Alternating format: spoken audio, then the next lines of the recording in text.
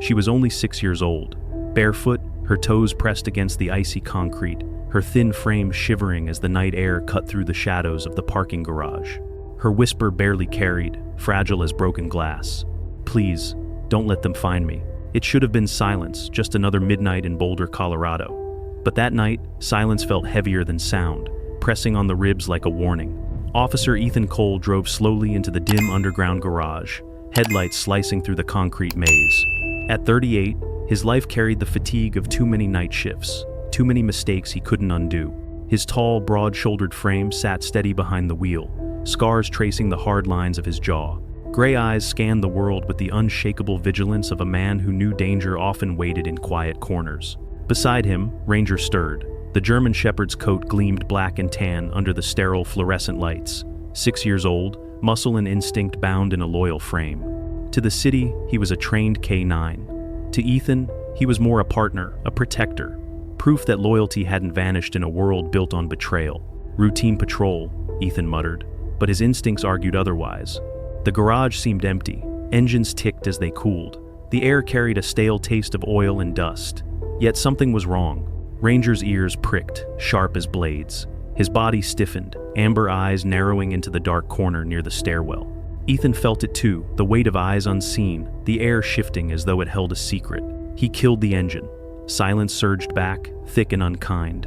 Hand on his flashlight, he stepped out. The beam cut across the shadows, and that's when he saw her. A little girl, knees hugged to her chest, hair tangled, face streaked with dirt and tears, barefoot, shivering. Those wide eyes glimmered with terror, yet behind them burned something else, something unbroken. Ethan's breath caught. Ranger, low and deliberate, moved forward, tail stiff, gaze locked on the dark behind the child, because she wasn't alone. From the far end of the garage came the faintest scrape metal against concrete. Ethan's flashlight jerked toward the sound. Shadows shifted. The girl's whisper quivered once more. "They're coming." What should have been a routine patrol had just turned into the kind of night that rewrites destinies.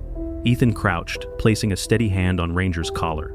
His pulse thundered as the first figure slipped from the shadows. And in that moment, Ethan understood this wasn't only about saving a lost child. Tonight would unravel a family's darkest secrets, expose a chilling experiment hidden behind locked doors, and force him to test the very limits of loyalty, love, and sacrifice. But the true miracle wasn't just who the girl was. It was who she was running from, and the fact that they had already found her. "Stay sharp, buddy," he murmured as he stepped out. His boots tapped against the concrete, the sound swallowed by the vast hollow of the garage. Ranger patted at his side, his nails clicking lightly, body coiled with controlled energy. At first, Ethan saw nothing, just shadows, stretched thin, a pillar mottled with stains. An abandoned shopping cart tipped onto its side. Then came a sound, soft but distinct. A muffled sniffle, the kind a child makes when trying desperately not to be heard. Ethan froze. The hair at the back of his neck rose.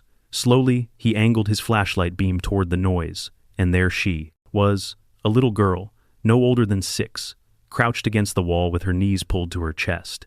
She wore a faded dress, fabric frayed at the edges, and her bare feet were pressed against the cold concrete, toes curled as though clinging for warmth. Her hair, a tangled curtain of light brown, partially hid her face, but it did not conceal the bruise along her cheek, purple and raw, as though left there only hours before. Her arms wrapped tightly around her. Legs, and the oversized hem of the dress trembled with each shallow breath. Ethan's chest tightened. He knew the difference between a runaway and a child hiding from something far worse. This was no game of hide and seek. "Hey, there," Ethan said softly, lowering his flashlight so the beam would not blind her. His voice, usually firm and measured, gentled itself without effort. "My name's Ethan. I'm a police officer." The girl flinched at the word. She pressed her forehead tighter to her knees. Then, in a voice so faint it barely traveled across the space, she whispered, "Please don't tell them I'm here." Ethan swallowed hard, his throat suddenly dry. Whoever they were, the fear in her tone painted them clearly enough. Ranger, sensing the moment, took a step forward, and then, with deliberate calm, lowered himself to the ground a few feet from her. He lay down, resting, his head on his paws, eyes soft and steady. He did not bark, did not move. Suddenly, he simply became a presence of safety, a living wall between her and the world. The girl's eyes flicked toward him. For the first time, something shifted. Fear gave way to the faintest flicker of trust. Ethan crouched slowly, placing his flashlight on the floor so his hands were visible and empty. From here, he could see her more clearly, her small frame thin beneath the fabric, her arms marked with faint bruises and a faint scrape across one elbow where skin had broken. She looked neglected, not dirty, as though forgotten rather than abandoned. "You don't have to go anywhere you don't want to," Ethan said carefully. "You're safe right here. What's your name?" The girl's lips moved, but no sound came. Instead, her small fingers clutched the hem of her dress, knuckles pale. "It's all right," Ethan reassured her. "You don't have to talk until you're ready." A draft swept through the garage, carrying a chill that made her shiver. Ethan slowly shrugged off his jacket and extended it, keeping his movements deliberate, unthreatening. "Here, it's warm. Ranger says it's a good trade." Her eyes darted to the jacket, then to Ranger, who shifted slightly closer, but stayed low. His ears tilted forward in calm curiosity. With trembling hands, she reached out and pulled the jacket around her shoulders. Ethan exhaled, relieved. "A beginning. What happened to your arm?" he asked gently, noticing the bruise near her wrist. She pulled her arm tighter to her chest, shaking her head. No answer. "All right," Ethan said, nodding. "We don't have to talk about it now. Just know you don't have to stay in the dark anymore." The girl finally lifted her gaze to his. Her eyes were gray-blue, too large for her small face, rimmed red from unshed tears. She studied him as though measuring whether he could be trusted, whether this was another trick. "Don't let them find me," she whispered again, firmer this time. Ethan felt the words carve into him. "I won't," he promised. "Not tonight, not ever." Ranger shifted closer until his fur brushed the hem of her dress. The girl did not pull away. Instead, she leaned slightly into him, the first sign of surrender to safety. Rear's steady breathing filled the silence, a rhythm she could borrow. Ethan watched them, the girl and the dog, a fragile alliance forming in the cold shadows. He knew, with the certainty that came from years of instinct, that this was no ordinary call. This was the first step into something darker, something that had already left its mark on a child who should never have known such fear. And, as the failing fluorescent light above them flickered once more, Ethan realized he had crossed an invisible line. He was no longer just a patrol officer answering a call. He was now the shield between this girl and whatever nightmare she was running from. The drive back to the Boulder police station was quiet, the kind of quiet that makes every breath sound like a confession. Ethan kept his eyes on the road, one hand steady on the wheel. In the rear seat, wrapped in his jacket, Laya leaned against Ranger, who sat tall and immovable beside her. The dog's presence seemed to be the only thing keeping her shoulders from trembling. The police station on Walnut Street was a squat brick building with tired windows and a lobby that smelled faintly of coffee and disinfectant. Ethan had walked through those doors 1,000 times, but tonight, carrying a fragile child in his arms, the place felt different. The night desk officer, Marianne Foster, looked up in surprise. Marianne was in her early 52nd, short and sturdy, with sharp cheekbones and a halo of graying curls tucked behind her ears. Her glasses sat low on her nose, and she spoke with the nonsense tone of someone who had raised 3 boys and survived them all. Her uniform wasn't crisp, too many long shifts for that, but her authority filled the room. "Ethan," she said, rising from her chair. "What's this?" "Found her in the Wickham garage," Ethan replied softly. "Name's Laya. About 6. No shoes, bruises. Says she doesn't want to be found." Marianne's expression softened instantly. She rounded the desk and touched Wyla's shoulder gently. "Sweetheart, you're safe. Here, nobody's gonna hurt you." Ya didn't answer. She only pressed closer into Ethan's chest, her small fist knotted in his shirt. Ranger brushed against Marianne's leg, tail low, but wagging once in quiet greeting. Ethan nodded toward the side hallway. "I'll take her to interview too. It's warmer." Inside the small room, painted a pale cream meant to soothe, but failing at it, Ethan set Laya on the padded bench and unwrapped the jacket. He knelt so his eyes were level with hers. "You hungry?" he asked. She nodded faintly. He returned moments later with a tray, a peanut butter sandwich, apple slices, and a carton of milk. The cafeteria downstairs wasn't glamorous, but it held the staples. Ethan set the tray before her and stepped back. Laya picked at the bread first, then nibbled cautiously. Ranger lay down near the door, chin on his paws, watching with the calm of a sentinel who had chosen his post. As she ate, Ethan noticed something. Her left wrist, half hidden by the jacket sleeve, bore not only a bruise, but also something stranger. A square of red, adhesive patch about the size of a postage stamp clung to her skin. The edges curled slightly, as if it had been there too long. "Lila," Ethan said carefully, "can I look at your arm?" Her chewing slowed. She hesitated, then stretched her wrist toward him. The patch was bright, almost unnatural in color, like fresh paint. Ethan touched it gently with the edge of his glove. The material felt rubbery, medical, but not familiar. He had seen nicotine patches, pain patches, even specialized pediatric aids. But this was different. No markings, no brand name, just a blank, suffocating red. "Who gave this to you?" he asked. Her eyes dropped. She toyed with the crust of the sandwich. "Lila," his voice softened. "It's important not to get you in trouble, just so I know." She swallowed, then whispered a name. "Greg." Ethan sat back. "Greg." She nodded. "Mommy's friend. He lives with us now." "What does Greg say about these patches?" Lia's lips trembled. "He says, they help us sleep, help us forget the bad things." Ethan's jaw tightened. "Forget? That wasn't medicine. That was control," he asked. "Does your mom wear them too?" Another nod. "Sometimes she sleeps. All day. He says it's better that way." A chill slithered down Ethan's spine. Ranger, who had been quiet, rose suddenly and patted over. The dog sniffed at Lila's wrist. The moment his nose touched the patch, a deep growl rumbled in his chest. His ears pressed back, lips curling to reveal white teeth. "Easy, Ranger," Ethan said quickly, gripping the dog's collar. But he knew that sound. Ranger had scented narcotics, explosives, chemical traces in his career.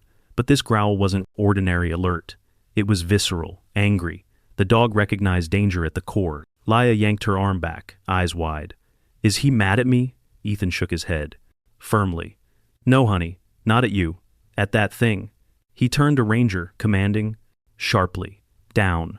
Reluctantly, Ranger eased back, though the fur along his spine bristled like wire. His gaze never left the red patch. Ethan pressed his thumb against his temple, mind racing. Greg, as mother compromised, a child marked and patches unregulated, unmarked, yet potent enough to draw a canine's fury. He rose, opened the door, and beckoned. Marianne.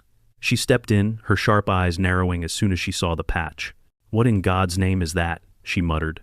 "Not sure yet," Ethan said, "but I don't like it." Marianne crossed her arms. "Greg, huh? You know him?" "Not yet," Ethan replied grimly, "but I will." He closed the door softly, not wanting to hear the storm brewing in his voice. Back inside, Lia had set the sandwich aside. She held Rears's ear gently, stroking it as if grounding herself. The dog leaned into her touch, and tension easing slightly. "Lila," Ethan said, crouching again. "You did the right thing telling me. Do you know Greg's last name?" She shook her head. "Just Greg." "That's all right," Ethan said. "You've helped more than you know." For a long moment, silence filled the room, broken only by the hum of the air vent. Ethan looked at the little girl, the bruises, the fear, the unnatural patch on her skin, and felt the cold certainty settle in his gut. This wasn't just a domestic dispute. This wasn't just neglect. It was something darker, something planned. He reached for the patch again, considering whether to peel it off, but stopped. He would need evidence, testing, the right protocols. Ripping it away without understanding could harm her. Instead, he sat back, his voice steady, but inwardly coiled with anger. "Lila," he said quietly, "I promise you something. I won't let him give you these anymore. Not you, not your mom, not anyone." She looked up, eyes wide and searching. "You promise?" "I do," Ethan said. Ranger lifted his head. Then, as if agreeing, a silent guardian sealing the vow. And in that moment, Ethan knew the truth. This was no ordinary patch. It was a thread leading into the dark, and pulling on it would unravel secrets no one wanted found. The night outside deepened, heavy with snow clouds. But inside the station, the battle had already begun.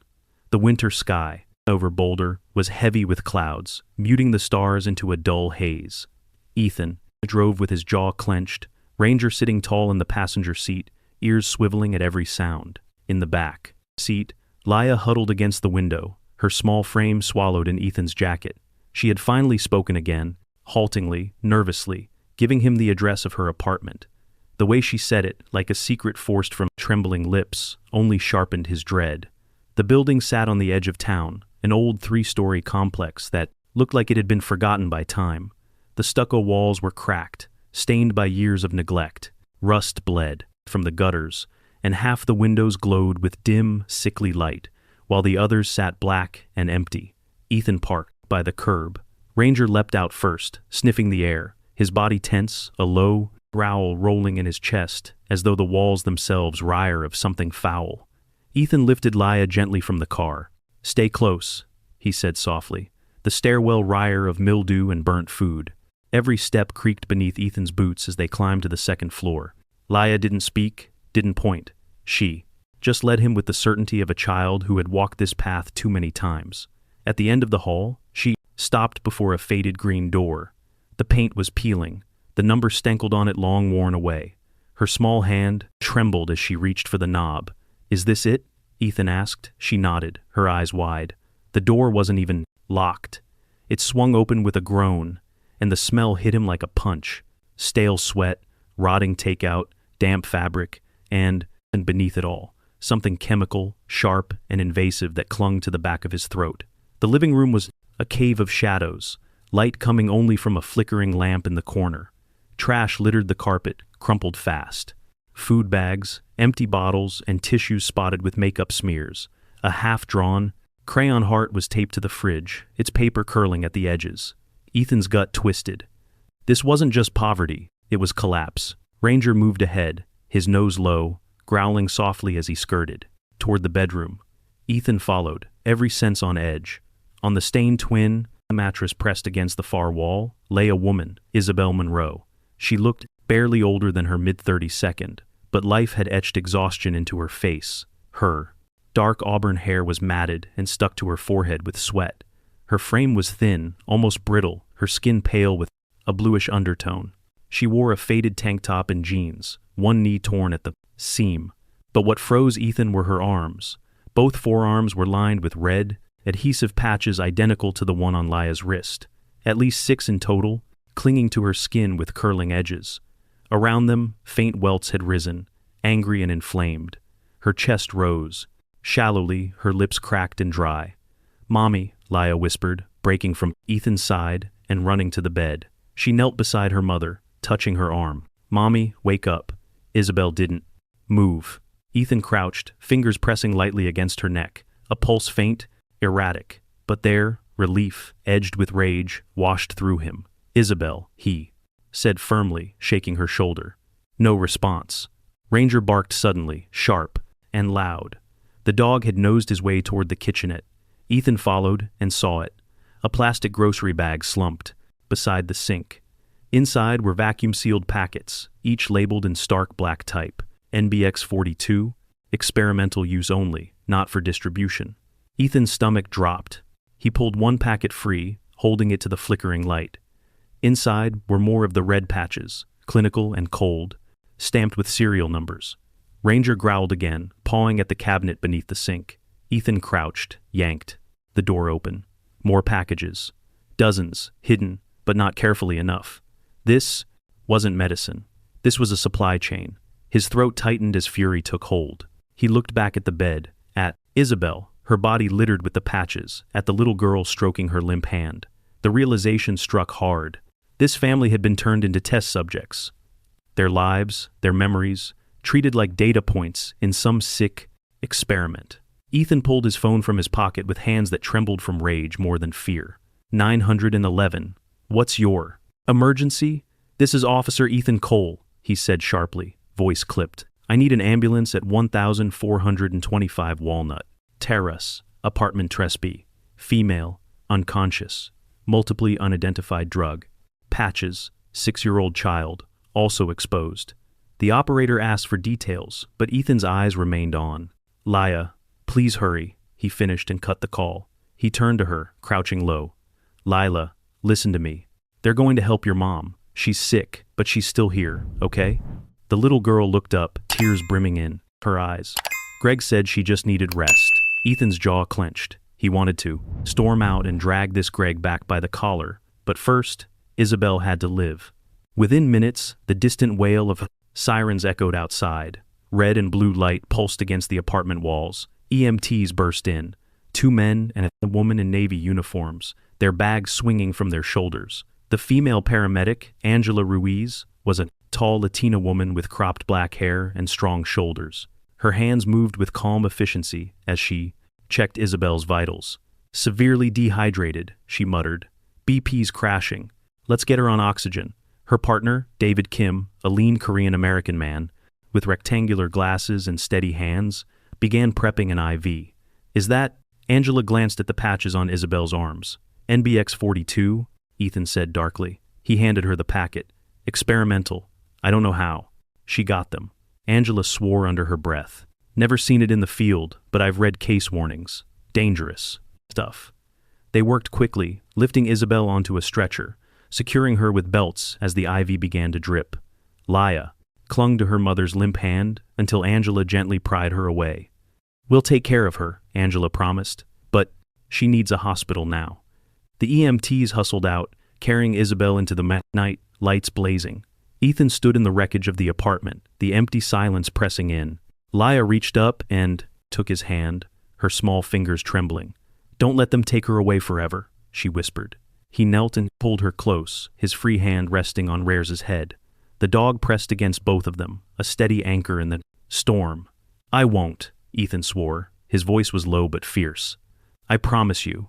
Laya, whoever did this to your family will answer for it." Ranger barked once, sharp and resolute, as though sealing the vow, and in Ethan's chest, beneath the anger, a fire had begun. The fluorescent lights of Boulder General Hospital buzzed faintly overhead, casting a sterile glow across the tiled floor. Ethan paced the waiting room, his boots leaving muted echoes against the linoleum. Ranger lay stretched at his feet, head resting on his paws, amber eyes tracking every passerby with quiet suspicion. Down the hall, doctors and nurses moved with practiced urgency. Ethan had already spoken briefly with the ER physician. Isabel Monroe was in critical but stable condition. Her body, overwhelmed by what the doctor described as acute neurological toxicity. Those red patches had poisoned her system, interfering with her nervous pathways. Ethan's stomach tightened at the thought. He had seen soldiers collapse in Afghanistan from chemical exposure, their minds and bodies betraying them in cruel ways. But seeing a civilian, mother, fragile, ordinary, defenseless, struck a deeper chord of rage. The door swung open. A nurse in light blue scrubs, a young man with sandy hair and tired eyes, approached with a clipboard. "Officer Cole," Ethan straightened. "That's me. She's stabilized for now. We've moved her to the critical care unit for monitoring." "And the child?" Ethan asked, nodding toward Laya, who sat curled in a plastic chair across the room, clutching Ranger's ear for comfort. "She's showing minor exposure symptoms," the nurse replied. "But stable. We'll keep her for observation." Ethan exhaled. Relief was fleeting. Questions gnawed at him. Questions no ordinary ER doctor could answer. He needed an expert. That's when he remembered a name he hadn't thought of in years. Dr. Sienna Lee. She had once been the rising star of Helix Pharmaceuticals, a local company with deep pockets and deeper secrets. Ethan had met her only once at a community seminar on mental health and law enforcement. Even back then, she had stood out. Intelligent, outspoken, and unafraid to challenge authority. Rumor was she'd walked away from Helix after clashing with executives over ethics, a word that rarely survived in corporate boardrooms. Ethan dialed an old contact in the department who confirmed what he suspected. Sienna now worked at a small, private clinic downtown. Without hesitation, he grabbed his coat, motioned to Ranger, and told Laya, softly, "We'll be right back. Stay with the nurse." The clinic sat on a quiet street lined with bare winter trees. The sign out front was simple: Lee Neurocognitive Center. No corporate gloss, no sterile branding, just her name, standing alone. Inside, the reception area smelled faintly of lavender and old books. Behind the desk sat a graduate intern who led Ethan down the hallway, without question, after hearing his badge and urgency. The office was small, cluttered with stacks of journals and handwritten notes pinned to corkboards. In the center stood Dr. Sienna Lee. She was in her late 32nd, tall and slim, with long black hair tied back into a messy bun. Her almond-shaped eyes, dark and intense, studied Ethan with sharp curiosity the moment he entered. She wore a simple, white blouse beneath a gray cardigan, sleeves rolled to the elbows, revealing the ink smudge of a fountain pen on her hand. Her expression was not cold, but guarded, like someone who had seen too much disappointment in human promises. "Officer Cole," she said, her voice low, measured. "I remember you from that seminar. You asked the only decent question in the room." Ethan gave a tight nod. "I need answers now." He placed one of the red patches on her desk. Ranger followed, sitting beside the chair, his ears pricked forward, as if he too demanded explanation. Sienna's gaze lingered on the patch. In a moment, she said nothing, only pressed her lips together. Then she sighed and sat down slowly, as if lowering herself into a burden she had hoped never to carry again. "This," she said, tapping, "the red square is NBX-42. Her words dropped like a stone. Officially, it was developed as a neuro-repatch. The goal was to suppress traumatic memories and veterans, abuse, survivors, anyone suffering from PTSD. The idea was simple, too simple. If you erase the pain, you can heal the person." Ethan frowned. "And it didn't work." "It worked," she replied grimly, "but at a cost." Her eyes hardened, focused on the radar wall beyond him. The compound destabilized neural pathways. Instead of gently dimming trauma, it erased connections wholesale. Patients lost more than fear. They lost orientation, motor function, even their sense of self. Some forgot the faces of their children. Others became paranoid, detached, violent. After early trials, the FDA flagged it. NBX-42 was supposed to be buried forever. Ethan clenched his fists. Then why is it on a 6-year-old girl's wrist? On her mother's arms? Sienna leaned back, her face pale. "Because someone brought it back." She rifled through a drawer and pulled out a thin folder. Inside were photocopies of lab memos and trial notes, stamped with Helix logos. She slid them across the desk. "Gregory Knox," she said. The name slashed through the air. "He was one of our trial supervisors," Sienna continued. "Brilliant but reckless, obsessed with the idea of controlling memory, not just peeling it," he argued. "NBX-42 wasn't a failure. It just hadn't been pushed far enough," he proposed. Targeting vulnerable groups, women, children, claiming their neuroplasticity made them optimal candidates. "I fought him. I wrote reports. The board ignored me, so I resigned." Her eyes met Ethan's, dark and unyielding. "If you're seeing these patches again, it means Knox has gone rogue. And worse, he has access to old supply or a new production line." Ethan's pulse hammered. His mind flashed to Isabel, lying limp on the hospital bed. Laya whispering not to send her back. Ranger growling at the scent of the patch. All puzzle pieces converging into something monstrous. "Why them?" he asked hoarsely. "Why Laya and her mother?" Sienna exhaled. "Because they're easy targets. A struggling single mother, vulnerable, without resources. A child too young to question. Families like that disappear into statistics, officer. No one looks twice." Ethan's jaw clenched so tightly it had D. He had seen predators before, drug dealers, abusers, traffickers. But this was worse. This was science twisted into cruelty, dressed in the language of healing. He stood abruptly, the chair scraping against the floor. Ranger rose too, hackles raised as if sensing Ethan's fury. "What you're saying," Ethan growled, "is that this little girl and her mother aren't just victims, they're test subjects. Lab rats for Knox's obsession." Sienna didn't flinch, she only nodded. "Once. Yes." The office fell into silence. The hum of the radiator filled the space where words failed. Ethan pressed his palms against the desk, his voice low but searing. "Then it ends now." Sienna studied him, her expression softening just slightly. "Be careful. Knox isn't just a rogue scientist. He's dangerous. And if he's still working under the radar, he's got protection. Corporate money, maybe even hospital. Contacts. You'll need proof, not just anger." Ethan nodded, but his eyes burned, with something beyond procedure. Ranger gave a single sharp bark, the sound echoing in the office like a gavel. Ethan picked up the patch, slid it into an evidence bag, and straightened his jacket. "Thank you, doctor," he said. "But I'm not letting him touch that child again. Not ever." As he left the clinic, snow began to fall outside, the flakes catching in the yellow streetlights. He pulled his collar up against the cold Ranger close at his side. For the first time, Ethan could see the truth clearly. Laia and Isabel weren't caught in random misfortune. They were pawns in a conspiracy designed to prey on the vulnerable, hidden behind the mask of science. And he would burn it down to the ground before it swallowed them whole. The hospital after midnight was a world of whispers.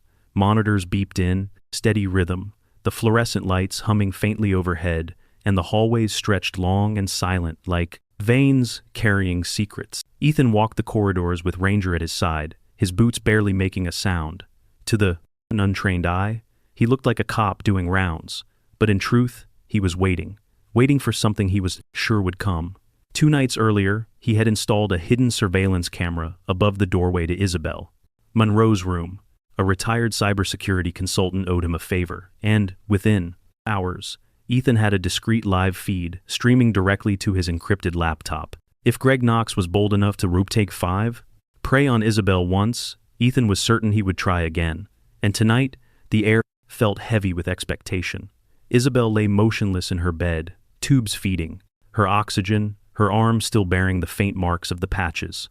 Across the hall, Laia slept restlessly in a smaller room, clutching Rear's spare toy, an old knotted rope Ethan had given her. She had begun to trust the big German shepherd more quickly than people, pressing her face against his fur when the fear grew too much.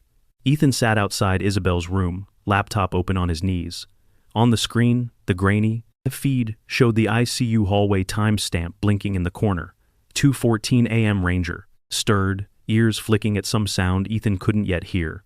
The dog's instincts were sharper than any machine. Seconds later, the camera caught movement. A figure in teal scrubs, surgical mask pulled up high, cap hiding most of his hair.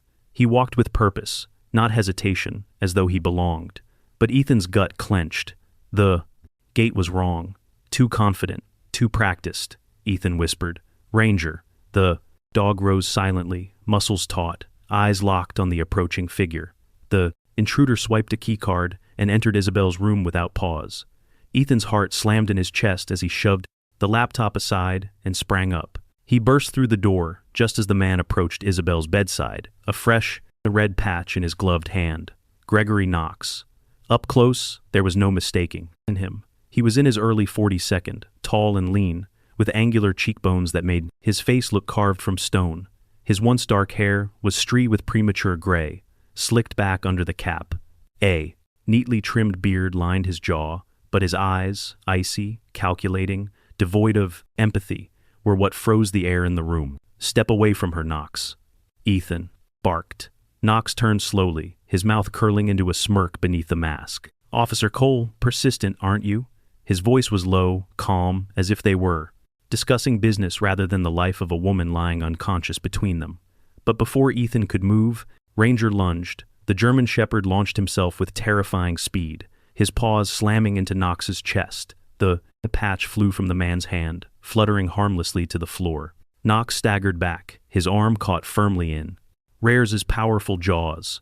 The dog growled, a guttural warning that reverberated through the sterile room. Knox winced, but didn't scream. Instead, he laughed low and unnerving. Smart dog, he muttered. Ethan closed the distance in 2 strides, yanking Knox's other arm behind his back. The man resisted, muscles straining, but Ethan was stronger and fueled by righteous fury. He twisted Knox's wrist until the scientist dropped to his knees. Don't even think about it, Ethan growled. The door burst open. 2 uniformed officers from Ethan's precinct, Detective Marcus, Hale, and Officer Jenna Price rushed in, weapons raised. Marcus was in his late 42nd, a stocky man with a square jaw, salt and pepper stubble, and eyes that had seen too much in 20 years on the force. He had mentored Ethan when he first joined, tough but fair, always carrying the weight of a case long after it closed. Jenna, in contrast, was younger, mid-22nd, with short blonde hair and sharp features.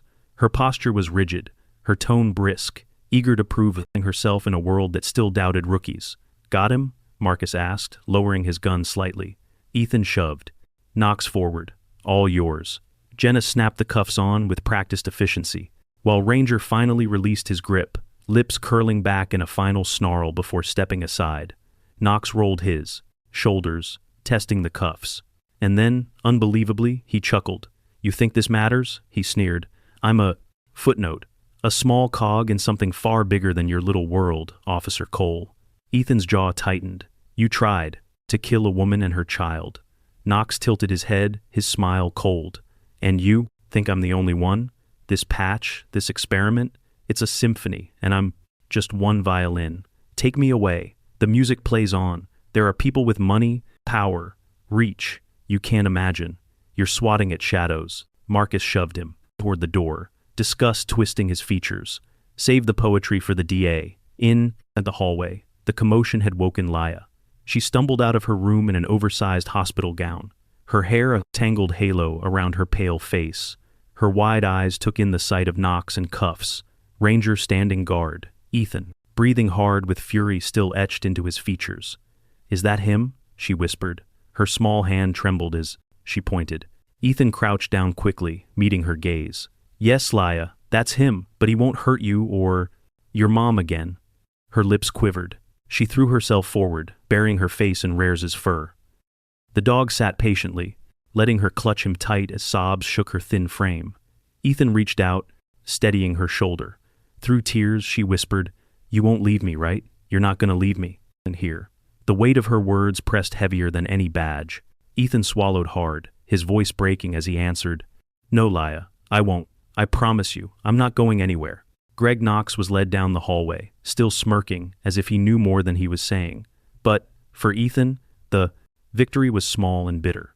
The enemy had a face now, yes, but behind that, a face lurked something bigger, darker, and far more dangerous than one man in handcuffs. And in the quiet aftermath, as Laya clung to Ranger and Ethan held her close, he realized the battle had only just begun. The hospital room was quiet, except for the soft rhythm of machines. Snow tapped faintly against the window, the winter storm outside muffling the city in white silence. Ethan sat by Laya's bedside, Ranger, curled loyally at his feet. The little girl had finally fallen asleep after the terrifying confrontation with Greg Knox. Her breathing was shallow but steady. Ethan kept his eyes on her tiny hand, wrapped in gauze where the IV was, placed. He let out a slow breath. "She's safe now," he told himself. But he was wrong. It happened suddenly. One moment, Laya shifted slightly under the blanket. The next, her body jerked violently, her back arching against the mattress as her small limbs flailed. The heart monitor screamed with frantic beeps. "Lila!" Ethan jumped up, panic tearing through him. Ranger barked, ears pinned back, tails stiff, whining at the sudden chaos. Nurses rushed in, their sneakers squeaking across the floor. One of them, a short woman with curly brown hair, shouted, "She's seizing."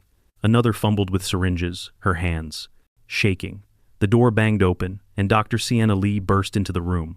Her long dark hair was tied into a quick braid. Now, her white coat unbuttoned, revealing a fitted black sweater beneath. Her face was pale, eyes sharp, and commanding. "What's happening?" Ethan demanded, his voice raw. Sienna moved swiftly to the bedside, checking Yila's pupils with a pen light, then barking orders to the nurses. "Neurological crisis. Get me the crash. Cart." The girl's small body convulsed again, and then her lips turned faintly blue. Ethan felt his knees weaken. "No, no, no." Sienna looked at him, her tone clipped, but heavy. "It's the NBX-42. The compound has been building in her system for weeks. Her nervous system is collapsing." "Then fix it," Ethan roared. She inhaled sharply. "There's only one way, and it's not guaranteed." They rushed Laya into the emergency synthesis lab, a room lined with blinking machines, sterile counters, and an isolation chamber made of reinforced glass. The air smelled faintly of antiseptic and ozone. Inside, Sienna moved with precision, setting up equipment, connecting IV lines, prepping machines Ethan had never seen before. The tension was suffocating. She turned to him, her eyes dark and serious, met his, and, for the first time, Ethan saw something else beneath her composure. Fear. "There's a therapy I've only read about," she said quietly. "Back in 2007, the military developed an experimental vaccine, V92. It was designed to protect soldiers from neurochemical weapons. The side effect was rare, but powerful. Long-term immunity markers against synthetic parasites." Ethan froze. The memories hit him like a wave. Sand, gunfire, chemical alarms wailing in. Afghanistan. The injections they had received rushed into their veins before deployment, never fully explained. Sienna continued, if we extract plasma from someone who received that vaccine, we may be able to synthesize a serum that binds to the NBX42 compound, but it has to be someone who still carries the anomalies in their blood. Someone like you. His pulse hammered. You mean me? Yes, you're the only candidate here. Ethan looked through the glass at Laya, her small body twitching, monitors shrieking, his throat burned. Do it. Take what you need. Sienna shook her head. Ethan, listen to me. This is dangerous. We'd be pushing your plasma through an untested filtration sequence. If your body reacts badly, it could kill you. And even if it works, then it works. He cut her off, his voice like steel. If it doesn't, she dies anyway. Ranger wed, pressing his head against Ethan's leg, as though sensing the gravity of the choice. Ethan knelt briefly, rubbing the dog's ear.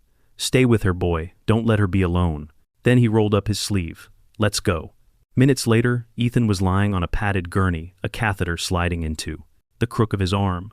Tubes snaked into a machine that glowed faintly blue, separating plasma, analyzing it, recombining its elements. The hum of the processor filled the sterile lab. Sienna worked swiftly, her fingers steady, though sweat glistened on her brow. We're isolating the cytokine anomalies. Now, she muttered to herself. If the markers are strong enough, it'll be viable. Ethan clenched his fists, staring through the glass at Laya. Her chest rose shallowly under the ventilator, her small frame dwarfed by wires and tubes. His mind whispered memories, soldiers dying in desert heat, comrades lost to chemicals he couldn't fight. He had sworn then he would never feel helpless again. And yet, here he was, praying his blood carried something strong enough to save a child. Time stretched. Seconds became lifetimes. Finally, Sienna held up a syringe filled with shimmering, faintly iridescent blue liquid. It looked almost alive, glowing, softly under the harsh lights. This is it, she said. Her voice was steady, but her eyes betrayed the weight of the moment. The serum. They moved into the isolation chamber. Nurses steadied Laya, her tiny body convulsing less now, but dangerously still. The heart monitor beeped erratically, threatening silence. Sienna inserted the needle carefully into the IV line.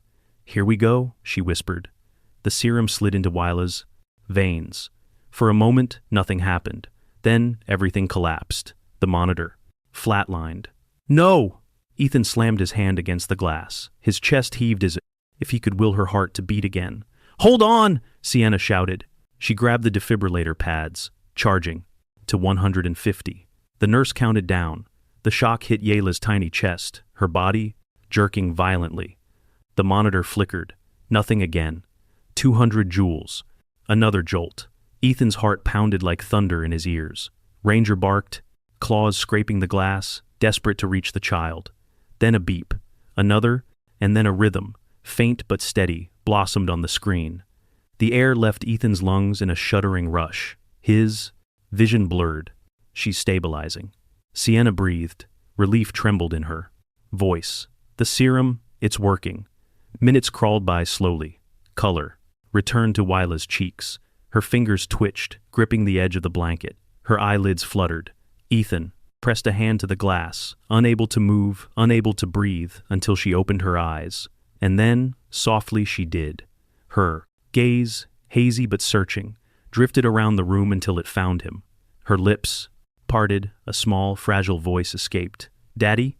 The word broke him. Ethan's chest tightened, tears he hadn't let himself shed, stinging his eyes. He pressed his forehead against the glass, whispering, hoarsely, I'm here, sweetheart. I'm right here.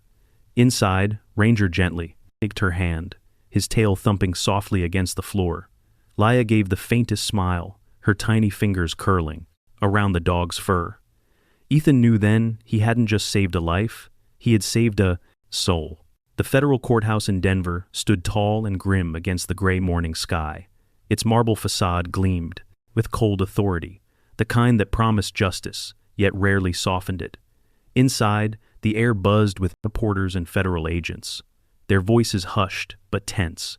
Greg Knox sat shackled at the defense table, his once pristine suit now wrinkled and sweat-stained.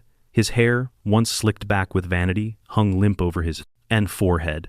His face was narrow, cheekbones sharp, eyes darting with the frantic energy of a man who thought he was untouchable until the world proved otherwise.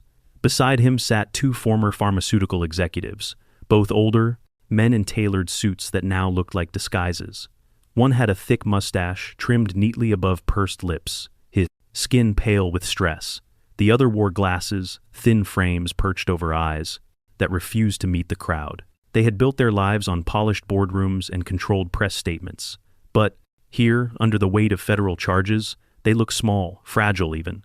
The prosecution laid out the evidence, the experimental patches labeled NBX-42, experimental use only, the footage of Dodd.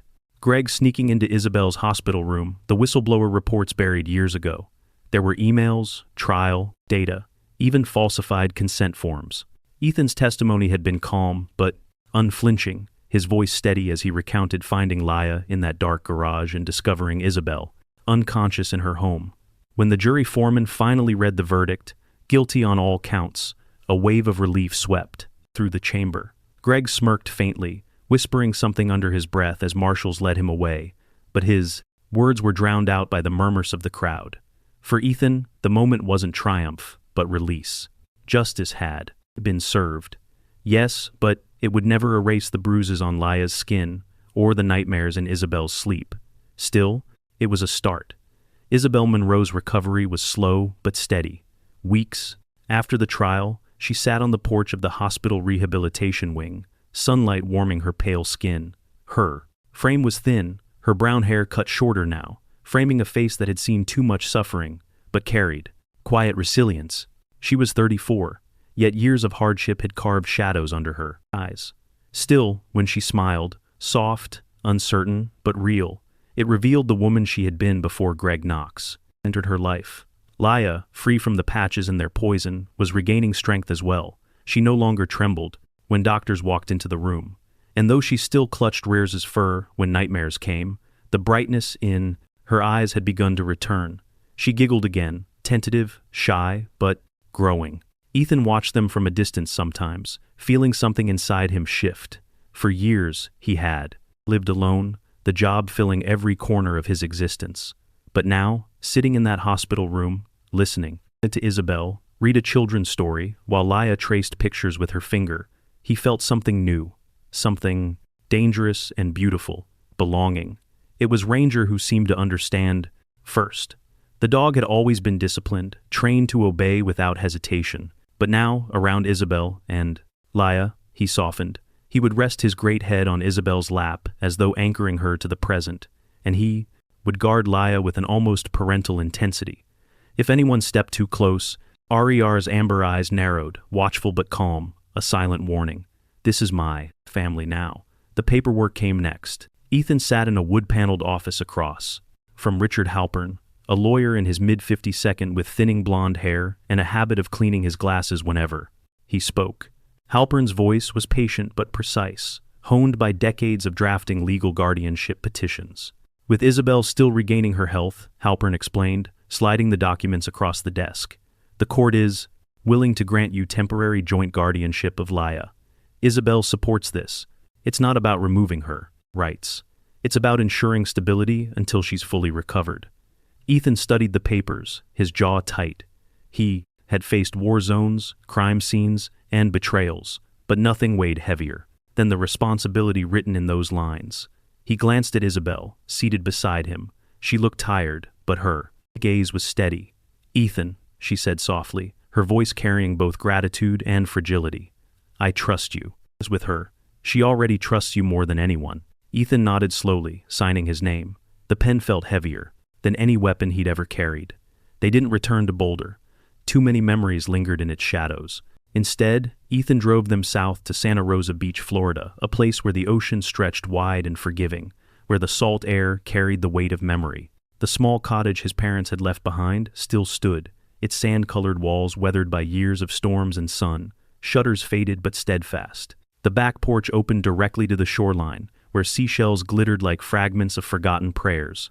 By the kitchen window, a wind chime swayed gently. It hadn't rung in years until the night they arrived. For Isabel, the ocean air revived her spirit, a kind of breath she thought she had lost. For Laya, It was freedom at last. She ran barefoot across the sand, Ranger bounding beside her, their laughter and barking carried by the wind, like music meant for heaven itself. One evening, as the sun bled into the horizon, painting the waves in molten gold, Laya dropped to her knees in the cool sand. With a stick, she drew a wide heart. Inside, her crooked letters carved 4 names: Mom, me, Dad, Ranger. The letters were uneven, but the truth inside them was unshakable. Ethan and Isabel stood only a few steps away. Isabel's hand found his, tentative, trembling, but then holding firm.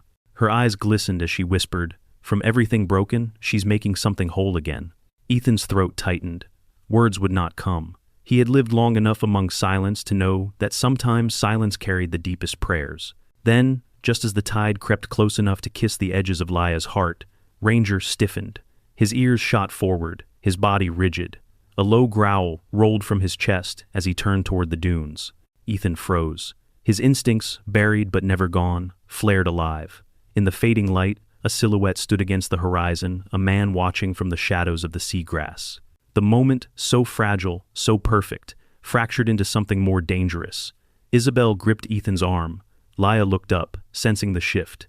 Ranger barked once, sharp and warning, circling the child protectively. For a breathless instant, time seemed suspended their found family, their fragile peace, hanging on the edge of being ripped away. And yet, maybe that was the miracle. Not safety, not certainty, but the strength to face whatever would come. Because this family was no longer built on fear. It was built on choice, on love, on loyalty, stronger than blood. The tide swept forward, washing away the heart in the sand. But it didn't matter. The names remained etched, not on the shore, but in the souls of those who had chosen to stand together. Sometimes, miracles don't thunder into our lives. They arrive softly through the courage of a man, the loyalty of a dog, the hand of a child who dares to rewrite her story. And sometimes, even when shadows wait beyond the horizon, love is the one thing they cannot erase.